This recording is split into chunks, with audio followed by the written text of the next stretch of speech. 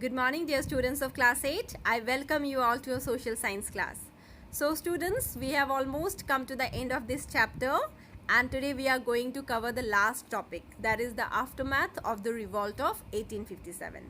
But before starting with today's topic, let us do a quick recapitulation of what we did in our last class. So if you all remember, in the last class we discussed the topic, the company fights back. So we came to know how the company finally decided to fight back against the people of India. And in order to fight back, the company brought a huge armed force from England to assist them. Not only that, the company even passed a new law so that the sepoys could be held guilty without much difficulty. And students, after that, what the company did, the British officials, they marched towards Delhi and then they recaptured Delhi from Bahadur Shah Jafar with the help of that huge armed force. And then Bahadur Shah Jafar, together with his wife, they were tried in the court and they were given this punishment of lifetime imprisonment. So the company recaptured Delhi on September 1857. So after 1 year, that is on October 1858, Bahadur Shah Jafar, together with his wife, they were sent to a prison in Rangoon.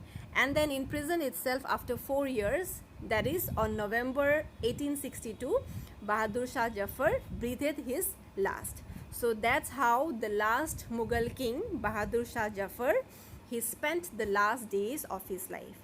And students, the company was not only able to recapture Delhi, but the company was able to recapture the other territories as well. Lucknow was recaptured, then Jhansi was recaptured, then Rani Lakshmi Bai was defeated and killed. And a similar thing happened with Rani Avantibai Lodi as well.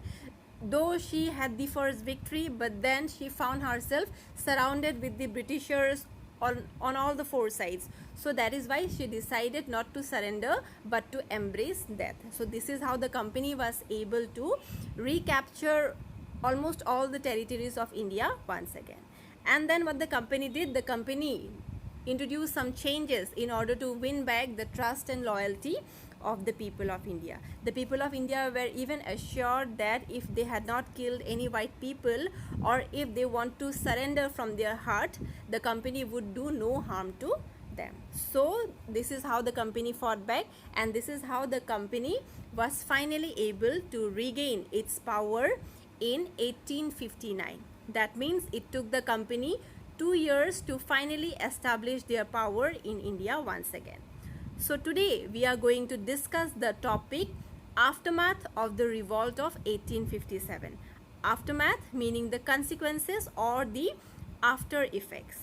So students, as I have already told you, it took the company 2 years to finally establish their power once again in India. So this time they were more careful, they were more alert. So this time they thought of changing their policies, because they had already come to know about the mindset of the people of India, about the sentiment of the people of India. So this time they thought of dealing with the people of India more tactfully. So 6 major changes in the policies of the company was brought this time. So today we are going to discuss about those 6 changes.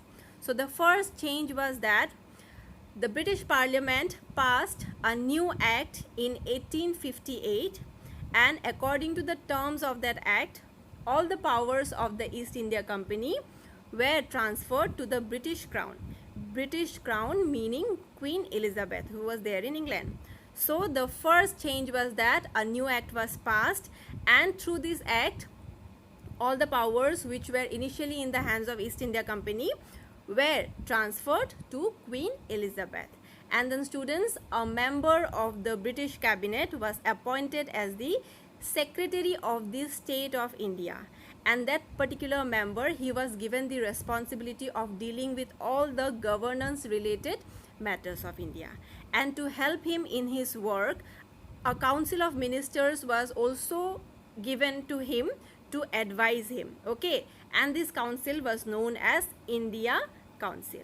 So a member of the British cabinet was appointed as the Secretary of the State of India, and to help him in his work, a council was also assigned to him, and this council is known as the India Council. Not only that, students, the Governor General of India was given the title of Viceroy. Viceroy meaning a personal representative of the British Crown. And students, through all this, the British this time accepted direct responsibility of ruling over India. So this was the first change. A new act was passed, and through this act, the powers of the East India Company were transferred to the British Crown. A member of the British cabinet was appointed as the Secretary of India, and he was even assigned a council of ministers to help him in his work, of governing India properly. And then the Governor General of India was given the title of the Viceroy, and through all this, the British accepted direct responsibility of ruling India. So this was the first change. Now coming to the second change. The second change was that all the ruling chiefs or all the rulers of India were assured by the East India Company that their territories won't be annexed by the company in the future. Also, they were permitted to pass on their kingdom to their heirs even if they were adopted. That means the doctrine of lapse was abolished. The rulers of India were given the right to pass on their kingdom even to their adopted sons. But there was one condition. They had to agree to that condition. The condition was that they had to agree to whatever is said by the Queen of Britain, that is Queen Elizabeth. That means they had to work as subordinates of Queen Elizabeth, of the British Queen. That means they were decided to rule their own territory. They were allowed to rule their own territory. They were allowed to take their own decisions, but the power to make the final decision was there with Queen Elizabeth, that is with the British Crown. That means the British Crown was made to be acknowledged as the superior most authority. So this was the second change. And then students, the third change was that the number of Indian sepoys in the British Army was reduced and the number of English sepoys was increased. Not only that, it was decided that the number of sepoys which were recruited from Bihar, Central India, South India or Awadh would be reduced. Instead, more and more sepoys would now be appointed or would now be recruited from the Gurkhas, from the Sikhs and from the Pathans. So this was the third change in the sepoys, in the composition of the sepoys. Initially, more number of sepoys came from India, isn't it? But this time a change was made that the number of Indian sepoys would be reduced and the number of English sepoys would be increased. And instead of hiring sepoys from Awadh or East India or from Central India or from South India, more sepoys would be recruited from Sikhs, Gurkha and Pathan. So this was the third change which was brought. So students, the fourth change was that the land and property of the Muslims in India was taken away by the Britishers. It was confiscated by the Britishers and they were treated with suspicion and humility. Why? Because the Britishers believed that the Muslims were primarily responsible for the revolt of 1857 that took place. They were considering the Muslims to be guilty for all that happened. So that is why they were quite angry with the Muslims, and that is why their land and property was confiscated or was taken away by the British. So this was the fourth change in their policy. The fifth change was that the British this time decided to respect all the social and cultural practices of the people of India. And students, the last change was that new policies were introduced to give protection to the zamindars and to the landlords and their right over the land, which was initially insecure. This time their right over the land was also made secure. So in this way, 6 changes were introduced by the British in their policies, and these gave rise to a new era of British rule in India.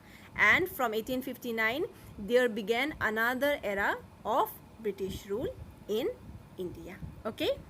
So students, this brings us to the end of this chapter, And in this chapter, we have basically discussed about how the people of India were agitated or angry with the Britishers. There were different reasons for which the revolt of 1857 took place.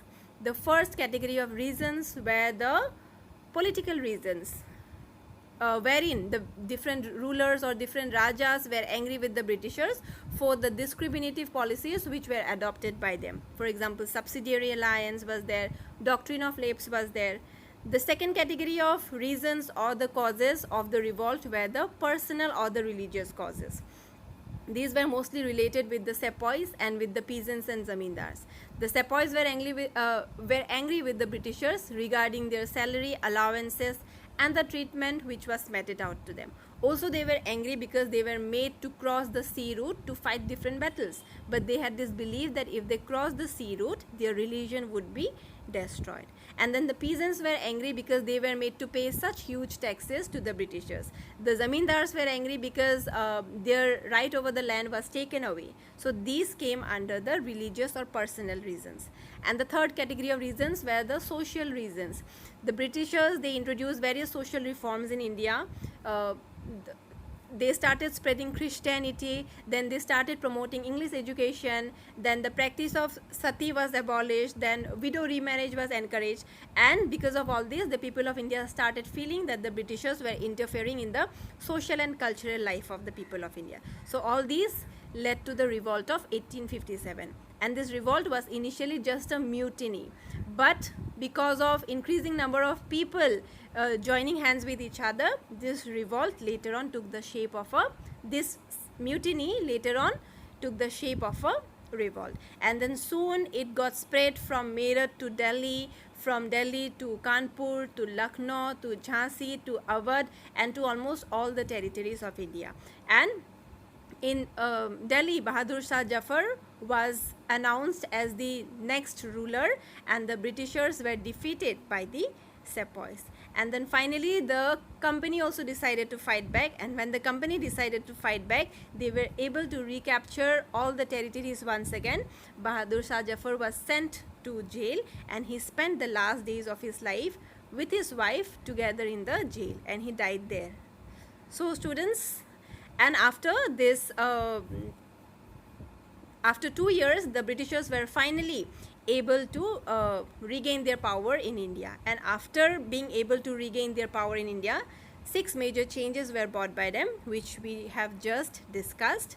So students, I hope you all have understood.